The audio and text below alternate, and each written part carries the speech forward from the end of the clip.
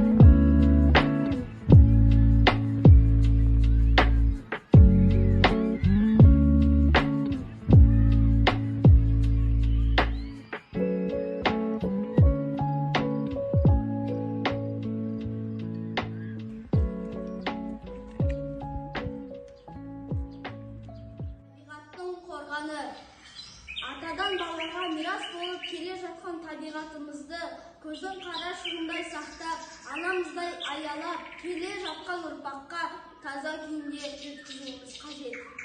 Табиғат анамыздың бойына қуат, көңіліне шабыт, сеніміне ләззат, шапағатының ұялататын сұлулық пен әсемдік әлемі. Сол сұлулық пен әсемділікті жоғалтпай қастерлеуіміз қажет. Адам табиғатқа мейірімділікпен, сүйіспеншілікпен, қамқорлықпен қарап, үйлесімділікті сақтағанда адамзат баласы үшін табиғат кең сарай, құтты қоныс болады.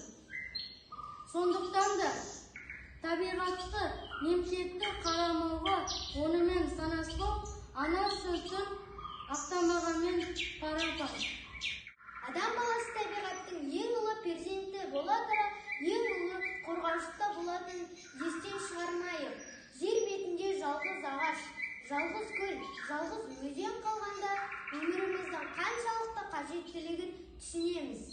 Жер ананы құрметтейік, адамзат!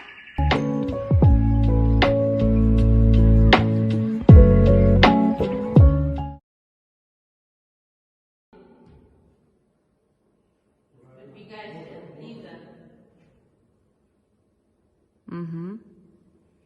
Пошли, Лось. Тихо.